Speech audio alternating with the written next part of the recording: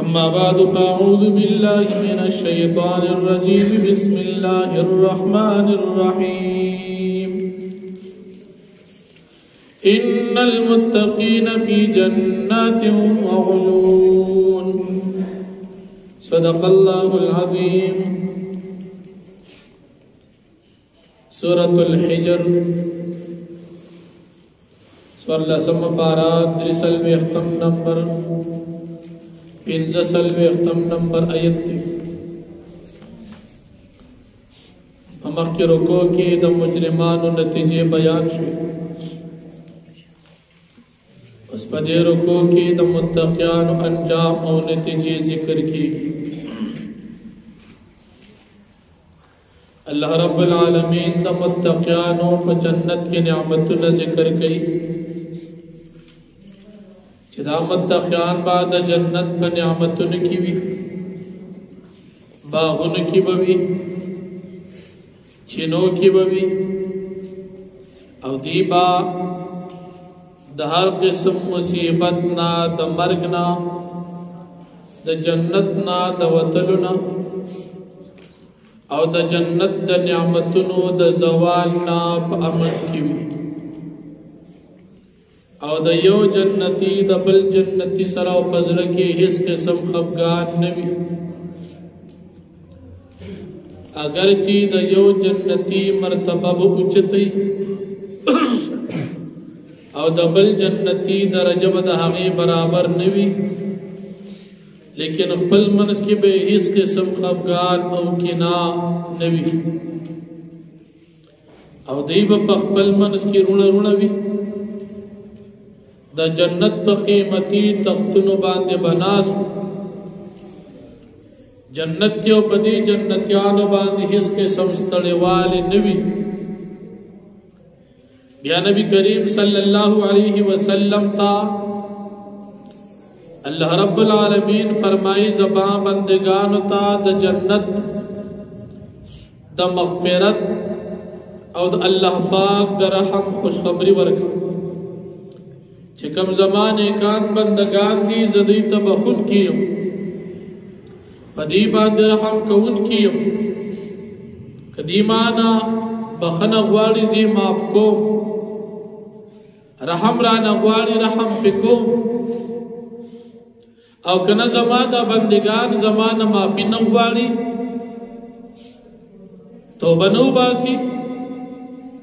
رحم رانا نغواړي نو بیا زما عذاب ډیر زیات دردناک عذاب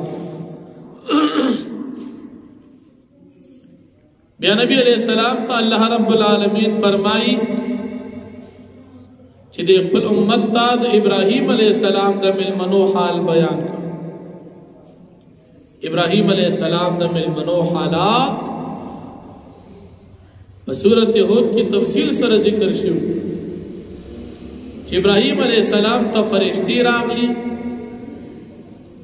فرشتو سره مجلس کو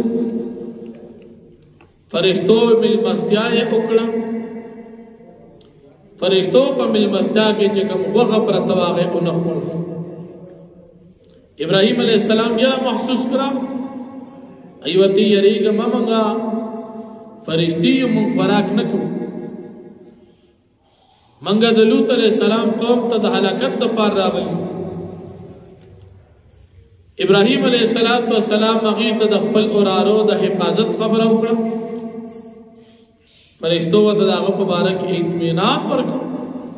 چې زمونږه کا د کافرانو سره دی لوط علیہ السلام باندې تکلیف نه امن وي داغه نه بعد ملمنو ابراهیم علیہ السلام ته د بچی اسحاق علیہ السلام خوش خبری ورکړي چې ستا وزوی کیږي دا غنوم به اسحاق هغه سر بیا د بیبي ولاړ واغې تعجب کو چې دا واجب کار د بډاګانو بچي به مو کیږي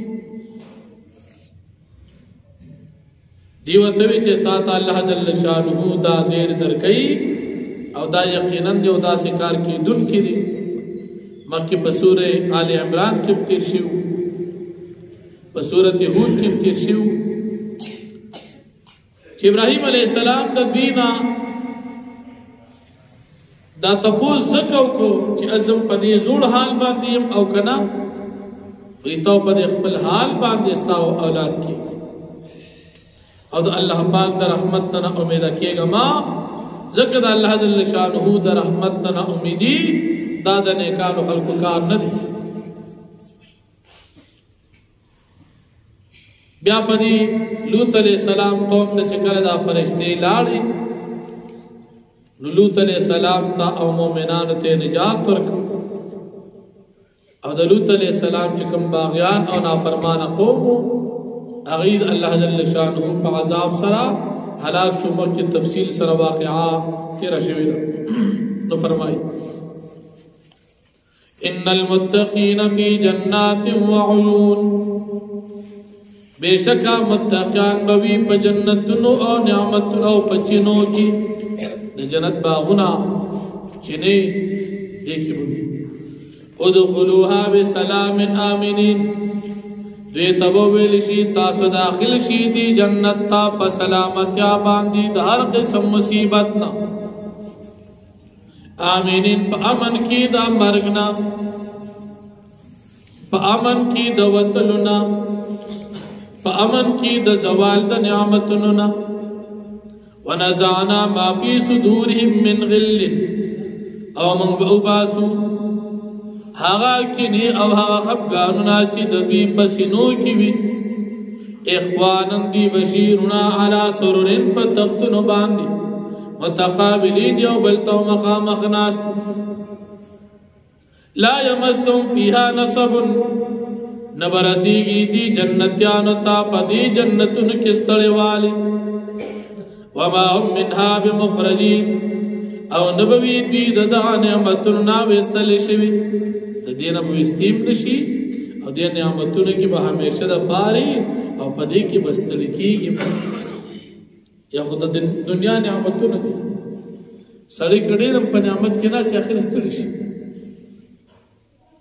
تنگ شی کھل کھل پکی ازلاغ مشاقت ہوانی لیکن پا جنت کی بتا تنگ یا ستڑی والی دی